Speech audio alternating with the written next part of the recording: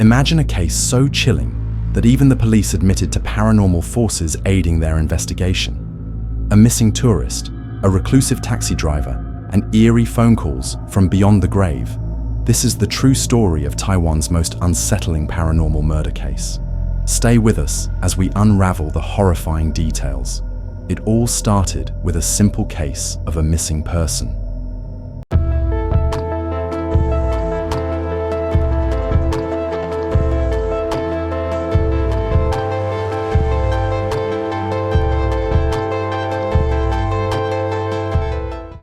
Mariko Iguchi, a Japanese tourist, was enjoying her time in Taiwan, exploring the vibrant night markets and ancient temples. But then she vanished without a trace. Friends and family tried contacting her, but calls went unanswered, and social media activity ceased entirely. As the days passed, worry turned to dread. Authorities searched tirelessly, scouring security footage and interviewing locals. But no sign of Mao surfaced until reports of strange phone calls began to flood in. Taiwanese citizens, where Mariko has been seen last, began receiving frantic calls from an unknown number.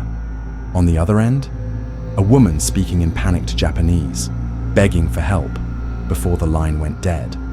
The calls were traced to multiple locations across the city, making it nearly impossible to determine their origin. Some believed these calls came from Mariko herself reaching out from beyond the grave. The police were baffled, but as they delved deeper, one name kept appearing: Liu Xueqiang, a taxi driver with an unsettling reputation. He was one of the last people seen with Mariko before she disappeared. Liu wasn't just an ordinary cab driver. He had a history of odd behavior, socially withdrawn, unpredictable, and obsessed with the supernatural. His taxi? Covered in Buddhist statues and protective talismans, as if he was shielding himself from something or someone. Passengers often reported feeling uneasy in his presence, some even claiming he muttered to himself during the ride. Police began tailing him and quickly noticed his bizarre habits, sprinting from his car to his apartment, peering over his shoulder, as if being chased. But by what? His paranoia grew to the point where neighbors reported hearing him scream in the middle of the night, pleading for her to leave him alone. Liu exhibited signs of extreme paranoia. But what's interesting is that he wasn't paranoid about getting caught. He was scared of something else, something unseen. His behaviors indicated genuine terror, as if he truly believed he was being haunted. The pressure mounted, and finally, Liu broke. He confessed. Mariko came with Liu because Mariko wanted a cheap but a good place to stay. Liu was a guy, was never around a girl, so he convinced her. Then Mariko went with Liu to his apartment, but after she saw that it never was a good apartment, she wanted to left. Liu advised heavily against it. Anyway, Mariko went out, but she wasn't got so far. Liu had a crossbow, and he was very angry at that time. He shot 4 arrows towards Mariko, and she died in seconds. Mariko's blood was everywhere. After Mariko's death, Liu's terror has begun. According to Liu, Mariko Iguchi haunted him every single night. He saw her in his apartment, hair tangled, eyes wide with rage, screaming in a language he didn't understand. No matter where he went, she followed. He was a prisoner of his own guilt. The hallucinations grew worse, with Liu claiming she would appear in reflections, whisper in his ear, and even grab him in his sleep. But the most shocking part, when police followed Liu's directions to recover Mariko's body, only half of it was there, her lower half buried deep in the ground, but her head completely missing. The gruesome discovery sent shockwaves through the community, leaving everyone wondering, where was the rest of her? When Detective Lin searched Liu's apartment, he said he felt something, a cold gust of air, a force pushing Detective Lin. He swears it was as if she was still there, leading them to the truth. One of his colleagues even reported hearing faint whispers in Japanese, though no one else was in the room. Liu was convicted, but the mystery didn't end there. To this day, no one knows what happened to Mariko's head, and those eerie phone calls. They continued even after Liu's arrest. Some of the call recipients claimed to hear static, distorted cries, and, in one instance, a single phrase whispered in Japanese, "Help me." Imagine waking up in a hospital room after surgery, groggy but alive. You see a nurse tending to you, checking your vitals. She steps out for just a few seconds, and when she returns, you are gone. Vanished into thin air. What if I told you this isn't the plot of some horror movie? This actually happened, twice, in 2 different hospitals in South Africa, and the ending to both cases, downright chilling. The terrifying and unexplained mystery of the hospital from hell, where patients disappear. Our story begins on October 4th, 2017, in Stellenbosch, South Africa, one of the richest towns in the country. 61-year-old Tati Katai, a father of 6, was admitted to the hospital for abdominal surgery. It wasn't a life-threatening procedure, just a routine operation to help with persistent stomach issues. The surgery went smoothly, and by the evening, Tati was resting in his recovery room. His family visited, doctors checked in, everything seemed normal. But then, at around 5:15 a.m., a nurse entered his room to bring fresh linens. She saw Tati lying in bed, awake and alert. She turned away for just a few seconds, stepped into the hallway to grab the linens, and when she walked back in, Tati was gone. The nurse assumed he had gone to the bathroom, but after knocking and finding it empty, panic set in. There was only one way out of the room, the same door she had just used, and yet she saw nothing, heard nothing.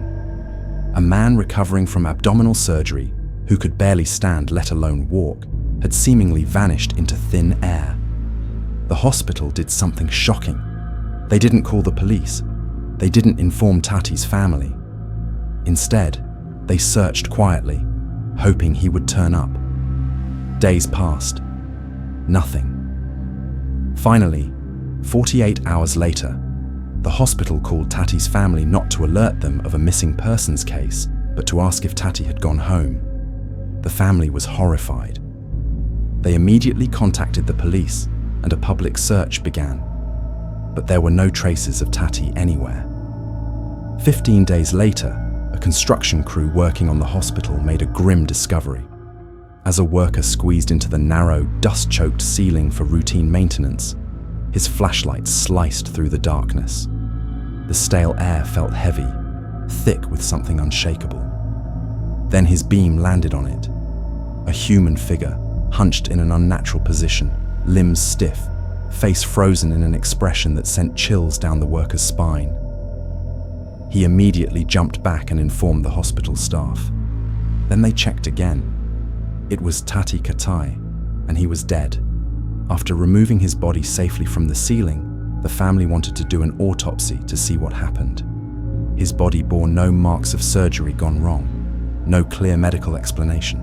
But the hospital's statement raised an even more disturbing question. They suggested Tati was already dead before he was placed in the ceiling, which means someone or something killed him and then put him there. Fast forward to May 10th, 2019. A 53-year-old man named Sandile was admitted to a hospital in Durban, another wealthy South African city. Sandile had broken his femur, the largest bone in his leg. And if you've ever broken a femur, you know it's impossible to walk afterward. After his surgery in the leg, he also was in hospital in his bed. Just like Tati, Sandile mysteriously disappeared from his hospital room. Unlike the first hospital, this one took immediate action. Authorities were called, and a large-scale search was launched, and the results were the same. He was nowhere to be found. Search party was so sure that he cannot go far because of his medical conditions, yet no one found him. 6 days later, hospital staff noticed a horrific stench coming from a janitor's closet. When they investigated, they found a black liquid seeping from the ceiling. Maintenance workers came and checked what caused this. Then they discovered something spine-chilling above the ceiling. In a space no patient could access was Sandile's decomposing body. Autopsy results were never made public. His family has remained silent. And just like Tati, there were no clear explanations as to how he got there. 2 different hospitals, 2 men who could barely move, both found dead in the ceiling within 2 years of each other. Coincidence, or something more sinister? There are 3 main theories surrounding these cases. 1. They climbed into the ceiling themselves. Some believe that despite their injuries, both men somehow escaped their rooms and crawled up there, though that seems highly unlikely given their physical conditions. 2. They were murdered and placed in the ceiling. This raises terrifying questions. Who would do this? Why? And how did no one see it happen? 3rd, spontaneous teleportation. A fringe theory suggests these cases could be linked to unexplained disappearances where people suddenly vanish and reappear in impossible locations. Until an official explanation emerges, the truth remains buried. Adam remembered his year in Taiwan. He had traveled to a busy night market one evening, soaking in the sights, the sounds, the smells. Stalls lined the streets, selling everything from stinky tofu to bubble tea. It was alive, bustling, and just a few steps away, he spotted a sign. A net cafe. Perfect, he thought. Just a quick stop to send some emails. The building was old, unkempt, not unusual for Taiwan, but there was something about it. Something off. The entrance was shadowed, silent. Just a small hallway leading to a tiny, almost forgotten elevator, and as the doors slid open, he stepped inside in the elevator. There is no number 4 button. Someone has removed it and covered it. Nothing strange, really. In some Chinese cultures, the number 4 is bad luck. It sounds too much like death in Mandarin. So, skipping the 4th floor, that was normal. He found the button for the 6th floor, the net cafe, and pressed it. The elevator hummed and began to ascend. Then it stopped. The doors slid open, and what he saw froze him. Darkness, stillness. It looked abandoned, untouched for decades. Random furniture, all covered. The air, heavy, stale. He looked at the elevator panel blank. No floor number lit up. The only button still glowing was 6, where he was supposed to go. But this was not the 6th floor. Then, he saw it. A figure, a person, dressed in a long gown, moving slowly towards him. Panic shot through him. He hit the close button, again. Finally, elevator doors closed. Everything went black. The elevator started moving again. Adam was shaking. Seconds stretched endlessly until finally, ding! He stumbled out into the net cafe, his heart still pounding. He tried to gather himself, telling himself it was just his imagination, just his mind playing tricks. But something urged him to ask. He told the cashier what he saw. She listened, and then her face went pale. He knew in that moment he wasn't the first. You went to the 4th floor, didn't you? Years ago, the 4th floor was a hair salon. One of the employees. She ended her life there, slit her wrists, right over the hair wash station. But even after that, the salon stayed open. Customers would report eerie things. The water running red, strange reflections in the mirror, shadows that weren't supposed to be there. Until finally, the business shut down. New businesses tried to move in. A stationery store attempted renovations, but then accidents, tools misplaced, mirrors shattering on their own, a worker's hand crushed by the elevator door. No one dared to stay. Eventually, the landlord sealed it off, and to prevent accidents, the elevator company removed the 4th floor button completely. It was programmed to never stop there, and yet, sometimes it does. No matter how much they try to keep it closed, it still finds a way. So, if you ever find yourself alone in an elevator and the doors open to a place that shouldn't exist, whatever you do, don't step out. If you love exploring dark, mysterious stories like this, make sure to subscribe and turn on notifications so you never miss a video. Let me know in the comments section what you think about these stories. What would you do? if you happen to be in a situation like this. Also, if you want to cover a mysterious story like this, let me know in the comment section or send an email. I would love hear your suggestions. Thank you. Stay safe.